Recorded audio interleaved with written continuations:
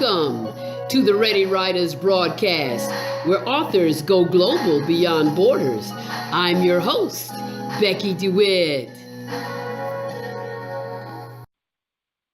Welcome to the Ready Writers, where the words that are written are the opportunity for a possibility.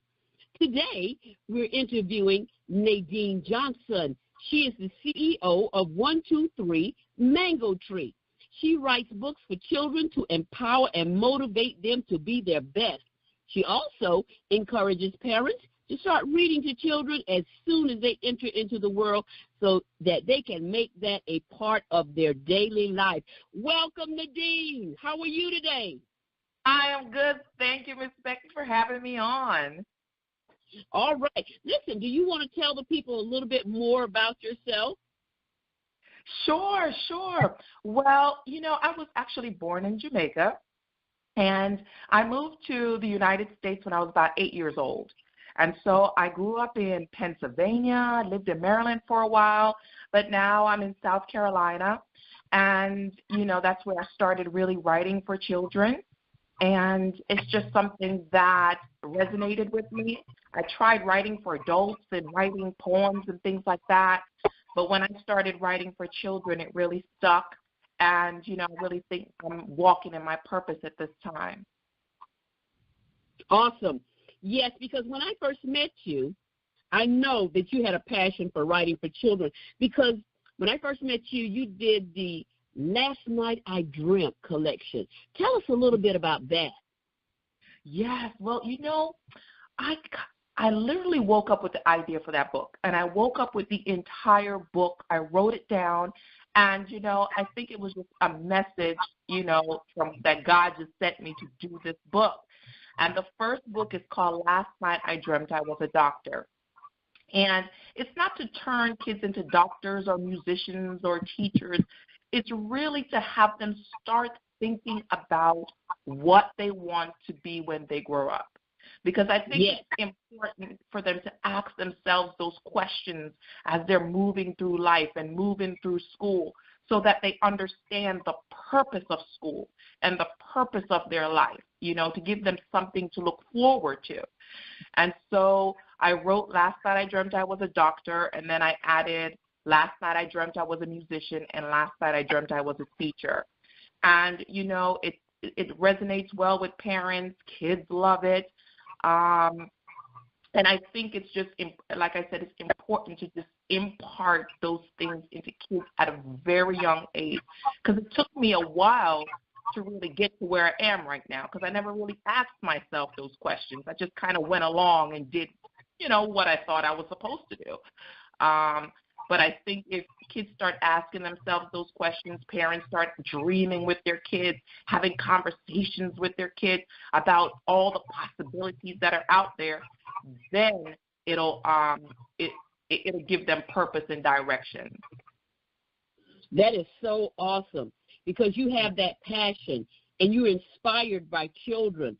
Now, The question I want to ask is, have you ever experienced writer's block when it comes to this? Because you said you just woke up one day and had the idea for the Last Night I Dreamt collection. What about all the other books?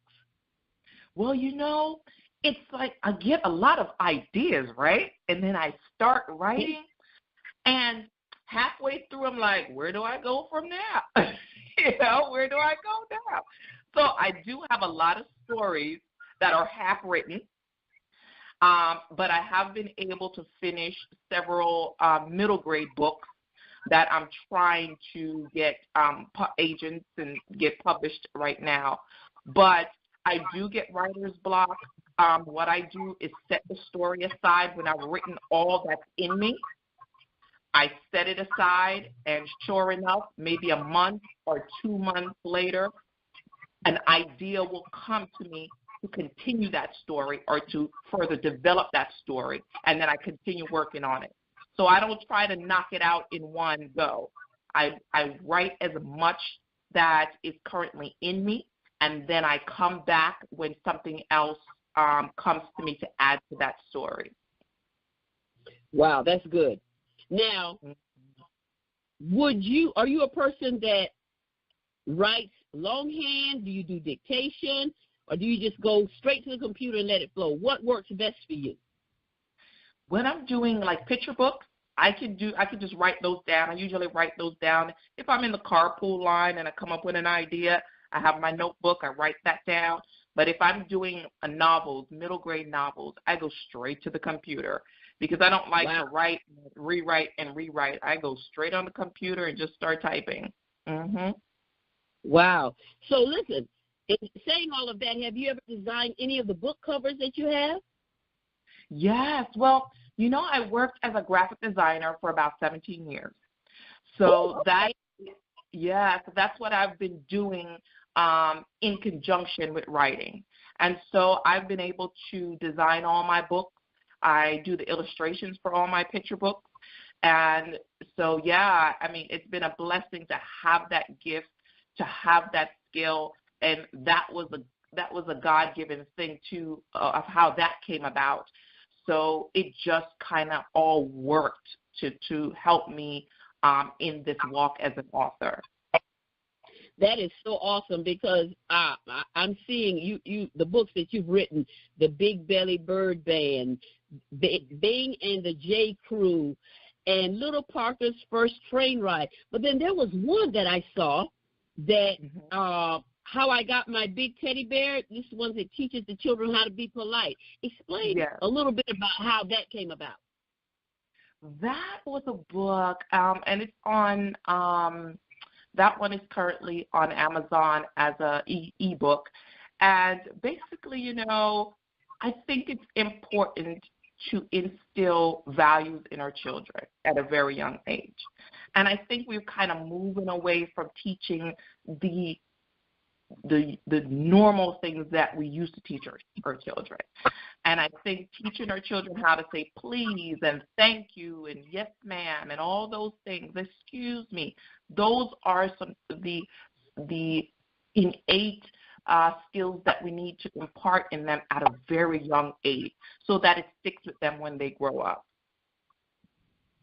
That's awesome because that is something that we need in society, because our children are doing and saying a whole lot of things that a long time ago we couldn't have gotten away with. You know what I mean?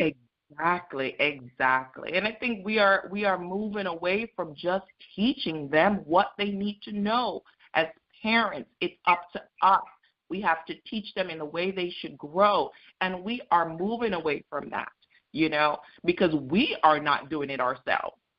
So it's not just about telling them what they should do. It's also walking in that also so they see it for themselves.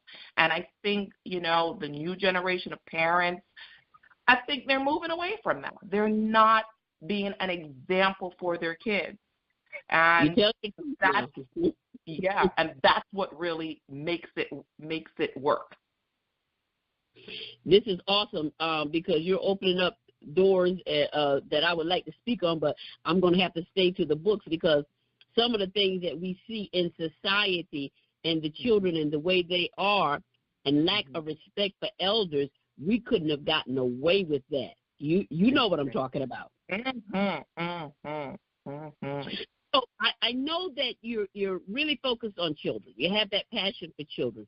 Would you ever go back to writing for adults now that we've just said how that the adults are not paying attention? Would you even do anything to inspire them, to encourage them, to enlighten them what they need to be doing for their children? You know what? If it comes to me, I have no problem writing it. And a lot of the books that I've written so far the ideas just come to me, and I go with it. So if the idea comes to me to write a book to, you know, inspire, encourage adults, then I will do it. But it hasn't come to me yet. So we'll see. Okay. Listen, I even see that you did a game, Takeoff, family game. You're doing games. Talk to us about that. Oh, wow. Takeoff was a really cool project. It's actually a project that my son designed. So it's a card game that he designed around airplanes, and because he loves airplanes, he wants to be a pilot. And so I helped him kind of develop the game, design the game, and it's just a fun game to play with the family, you know, going back again to building family time, to playing with each other, having fun with each other without the computer, back to just having fun with card games, So it's something he enjoyed making, and I enjoyed working with him on that one. That is absolutely awesome that your son would design a game for the family. Okay, yes. Glory to God. I noticed also you have a CD called I Am. You've just been doing it, girl. Yes. That was a great project. My ex-husband at the time, he helped me work on it. He produced it for me. And it's just fun songs to get kids moving. It's 20 minutes long. For example, my mom, she exercised to the CD, So it's just fun songs to impart positive words and positive vibes into children. All of the things I do, it really is just to help impart positivity and good vibes into kids, because there's so many bad things that they're exposed to. My books, my CDs, my words, they're all positive, and they're all to kind of counteract the negative that's out there. You said a mouthful. Because if they can just pick up your CD and start singing those songs, then they won't be singing all that other stuff that's on the radio and be putting that in the airways. I'm going to leave that alone. Okay. Listen, I'm going to leave that alone. We're going to take a quick break for a commercial, and we'll be right back with Nadine Johnson, the CEO of 123 Mango Tree. Love is a great gift-giving book for children and adults. It's a poem accompanied by vibrant photographs of nature to illustrate how God surrounds us with love daily. It starts by asking the question, what is love?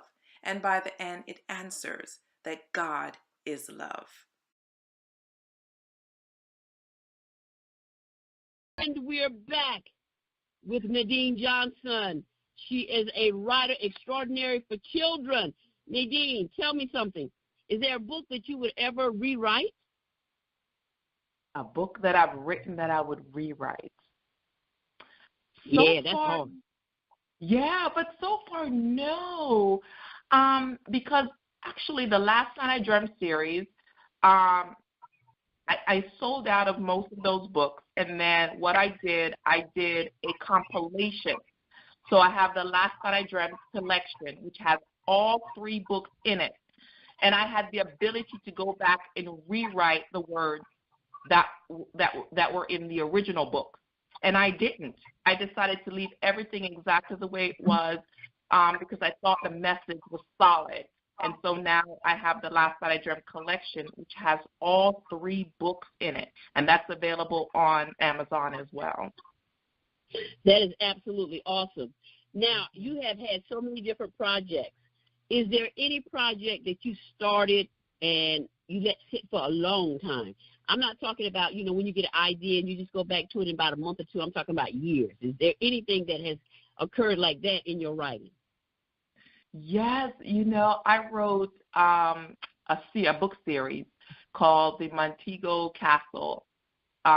Montego Castle. It's a series, and so it's an adventure book for children. It's a chapter book series, and I've been working on that for 5 years. And I started 5 years ago with the first book. I added the second and the third book, and it was just sitting and sitting and sitting. And so you know what? I said, I got to do something with this. And what I did, I just recorded the entire first book, and I put it up on YouTube, on my YouTube channel, because I said it doesn't make sense to just sit here. You know what I mean? So I put the entire first book. I just recorded it, put it up on YouTube, so any child can go and listen to it and listen to the entire book. And I have some pictures to go along with me talking, reading the story. But I thought it just needed to get out there instead of just sitting on my desk. That's absolutely awesome. So now you're using other mediums. Would you ever go and have it typed up and put it in Kindle format for them as well? Yes, that's something that I was thinking about just doing. But you know what? It's very hard to do ebooks for children, because children, especially chapter books and picture books, because I think that we need to really move away from having kids stare at read on computers and digital equipment, because I don't think it's beneficial. I think it's more beneficial for them to read the actual book. As far as kids spending way too much time on devices, and I think we're going to find out in the next, and we're finding out. There's studies coming out that it's not healthy for them, and I think we're going to start seeing more studies coming out saying, children 5 and under, we need to get them off of devices. It's not helping their brain develop in a way that is conducive to their learning. So I try not to do ebooks.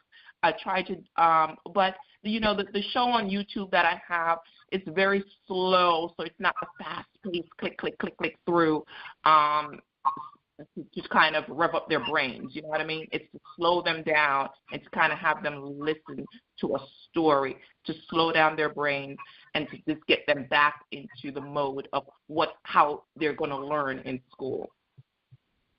That's absolutely awesome, Nadine. And that brings me to something that I found out, that you are a partner with this movement called ECM. Engaging. Yes, Engaging Creative Minds. Yes. So that's a great organization. They provide they provide like literary or musical education in schools. So basically, we go in and we teach children based on our strengths. We work with them for about a week on different projects that motivate and encourage them to learn in different ways. Wow. So I will go in. Yes, I will go into the schools and I will teach them how to write a book based on what they're currently learning, so that it just gives them different ways to learn the same curriculum that they would have just learned by, going through the usual, multiple choice quiz tests and things like that. Now, is that a national movement, or is that just in Charleston? I think that's based in Charleston. It's based in Charleston, South Carolina. Okay. So do they have like summer camps and stuff like that? Is it all year long? Yes. They do have a summer camp available. You can check out their website, engagingcreativeminds.com, and they have a summer camp available in downtown Charleston.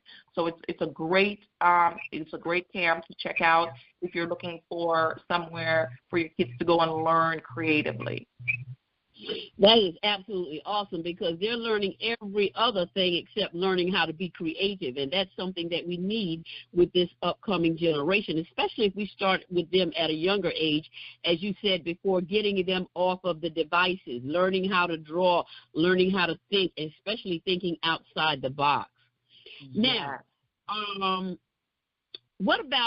what advice would you give to anybody who's aspiring to be a children's author? Because, see, that's a genre all by itself. Yes. Well, there's a lot of children's authors in this space. So, first of all, know that it's a very competitive field. Second of all, understand that it's a difficult field to go into and burst open and be successful right away. It takes a lot of time. It takes a lot of commitment. It takes a lot of energy. And today, you could do a lot of self-published work. You could self-publish your work easily, or you can go through the traditional route of finding an agent and getting published by a traditional publisher. Both ways are very difficult. There is no easy route to becoming successful. So you're going to have to put in a lot of hard work. But it is beneficial because reading is so important for children. So it is beneficial, and it makes me feel good to provide inspiring material for kids to read. So the benefits for me outweigh the difficulties. All right.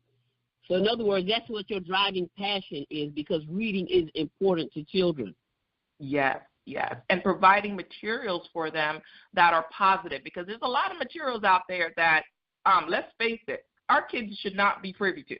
But it's out there, and it's out there in the masses, you know. So I try to counteract that by putting out positive and inspiring messages for children. Amen. I applaud you for your dedication and passion. We need more authors like you, especially, you know, wanting to provide that for children. So that is just awesome. I commend you on that. So I have two more questions. And the next question is, what was the most difficult situation that you had to overcome when you were ready to publish a book? All right, let's see, the most difficult. Oh, gosh, that's like everything. The most difficult was really believing that the book was good enough to be published. That's good. I think, you know, going back and forth, is it ready? Should I do it? Will it be received well? It's just believing that the work is good enough. And, you know, when you kind of have a perfectionist state of mind, you know, it's very hard to let go, put it in print, and then knowing that you can't take it back. You know what I mean? Because you're going to print like, you know, 500 or 1,000 books, and you can't take anything back after you give that go-ahead. So I think believing in myself in my mission and what I'm trying to do was very difficult. I would say, yeah, you know, and that's a good answer to that question, because a lot of people don't think about it like that. You know, that is what I've done and what I've created good enough for the masses. So that's a very good answer. So if you could sum yourself up in one word, I like this one word question. What would that one word be? One word. You can compound it. Okay. One word would be just perseverance. Yes. Yes. It's like, it's the one thing that you need in life to just, because there's so many ups and downs in life that if you don't have it, the down will take you out. All right. So I think perseverance in whatever you do, whether it's being a parent, you know, being an entrepreneur, it's necessary, and it keeps you going. It keeps you going. That is awesome. So now that we're at the end, I know that you're available for any type of literary event and conference. So would you tell the people how they can get in contact with you? Sure. You can visit me on my website, 123mangotree.com, or email me at Nadine at 123mangotree.com.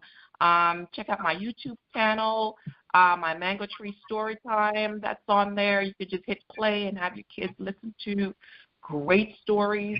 So, yeah, that's how. Yeah. Well, today we have had a great interview with Nadine Johnson, CEO of 123 Mango Tree. And we say that words are the opportunity to create a possibility. And we just want to thank Nadine because she is passionate about writing for children, and reading is important. Thank you, Nadine. Thank you, Miss Becky.